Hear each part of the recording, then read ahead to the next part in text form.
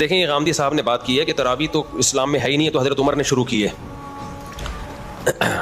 حضرت عمر نے تراویح شروع کی ہے، جس طرح سے شروع کی اس سے پہلے ہمیں ابو بکر کے دور میں یہ نہیں ملتی.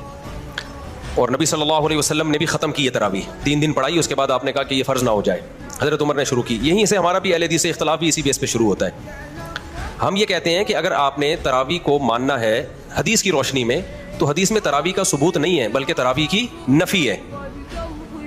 3 دن پڑھ کے آپ صلی اللہ علیہ وسلم نے اس کو کیا کر دیا؟ ختم. تو آپ بھی ختم کریں. سمجھتے ہیں نا؟ آپ ایک بھی رکعت نہ پڑھیں. انہیں تہجد 8 رکعتیں اقبل طریقے سے انفرادی جو جتنی پڑھنا چاہے.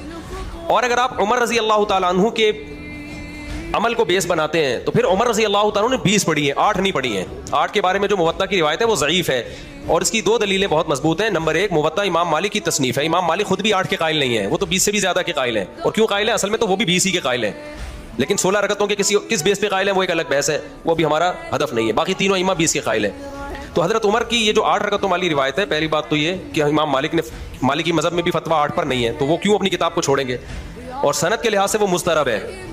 اس کا استراب کیا ہے؟ جو سند مسترب ہوتی ہے نا، اگرچہ وہ راوی ثقہ بھی ہوں، لیکن مسترب سند کیونکہ راوی کا استراب ہے نا، وہ ایک بیان پہ ٹکتا نہیں ہے، تو استراب کی بیس پہ بھی حدیث ضعیف ہوتی ہے. لہٰذا بہت سارے محدثین نے اس کو مسترب کیا کہ اس حدیث کو رد کر دیا ہے. اور تیسری زبردست دلیل یہ ہے کہ اگر حضرت عمر نے 8 شروع کی ہوتی، صحابہ تابعین میں ہمیں کسی رمضان میں 8 رکعت کوئی پڑھتا ہوا تو نظر آتا ہے نا. کوئی ایک ضعیف روایت بھی نہیں ہے. بصرہ میں، کوفہ میں، دمشق میں، شام میں، ملیشیا میں، کہیں بھی اس دور میں کسی صحابی یا تابعین نے 8 رکعتیں پڑھی ہوں. 16، 20، 24 اتنی ملتی ہیں ہمیں. 16 کم سے کم 16 ملتی ہیں، ورنہ زیادہ میجورٹی تو 20 پڑتی ہے. وجہ کیا ہے؟ ان سب نے اس میں کس کو فالو کیا؟ جب تراویح انہوں نے حضرت عمر سے لی ہے تو رکعتیں بھی کس سے لی؟ حضرت عمر سے لی ہیں انہوں نے.